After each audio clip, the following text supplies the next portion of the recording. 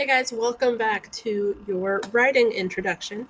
Last video we talked about the introductory paragraph. We talked about the A and T portion. And just to review really quickly, A is your attention getter. That's where you're trying to hook your reader and make them want to read what it is that you have to say.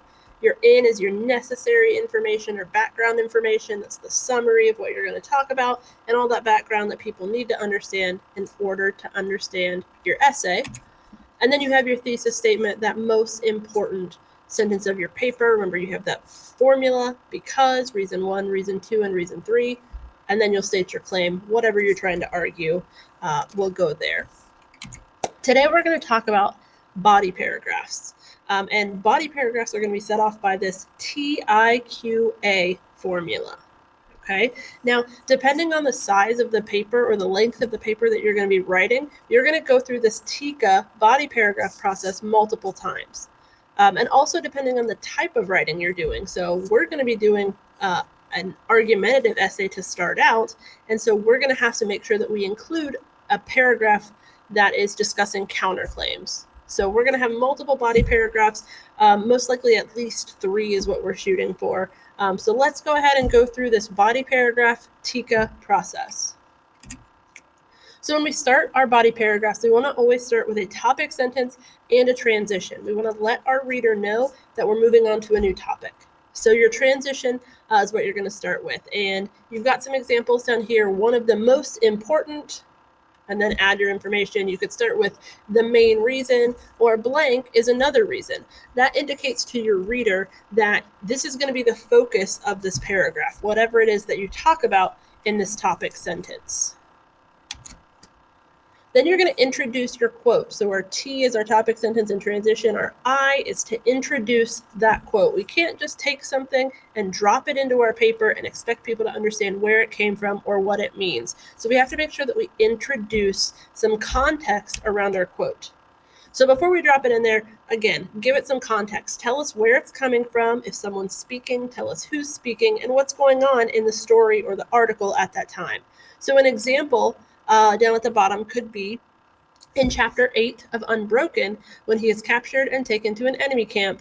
Louis says, and then you would post your evidence or your quote within those quotation marks. So everything before those quotation marks, that's your introduction. That's giving us some information about what's happening in the story, telling us where we're getting this information from the book Unbroken, and then also telling us that Louis is the one who is going to say this quote. Now, it's important to understand that when we talk about quotes, quotes are just evidence, and evidence doesn't have to be someone speaking.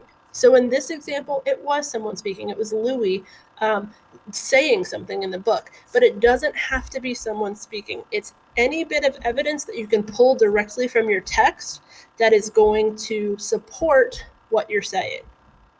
More on that in a minute. So our Q, T, topic and transition.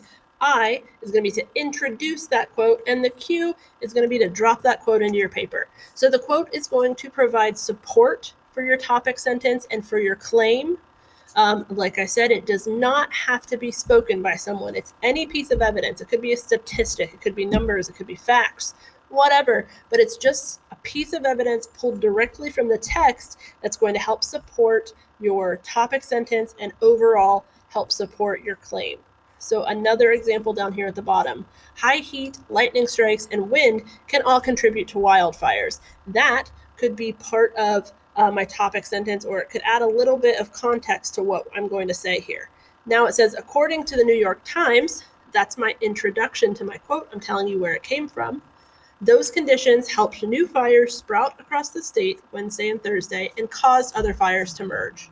So what's in quotation marks isn't something that someone is saying, but it's a piece of evidence that I pulled from the New York Times. So here is a good example of a topic, the fact that you have multiple things that contribute to wildfires.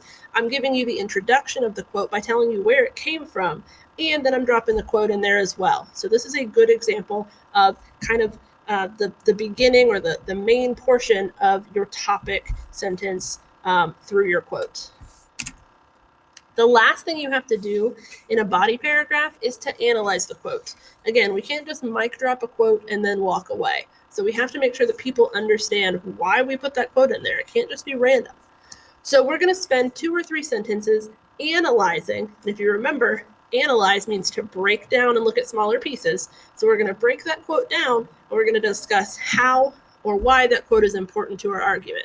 So it's going to answer that question, like, why should I care about this quote? So if you think back to what we have here on our quote page, high heat, lightning strikes, and wind can all contribute to wildfires.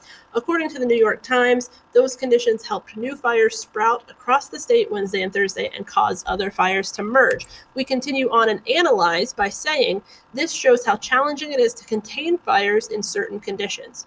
Because it is such a dangerous occupation, wildfire containment workers should be paid a larger salary.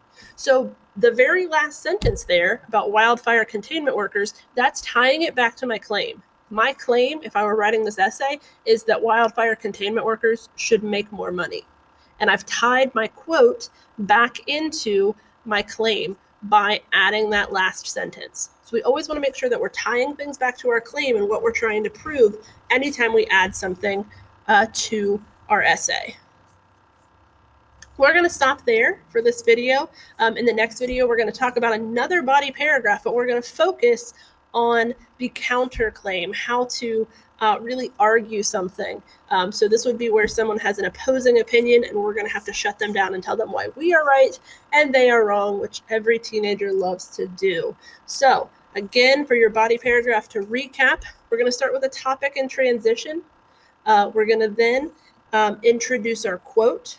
We're going to then drop our quote in there. And lastly, our A is going to be to analyze and show why that quote is important and why it supports our claim. And that is the TICA process for your body paragraph.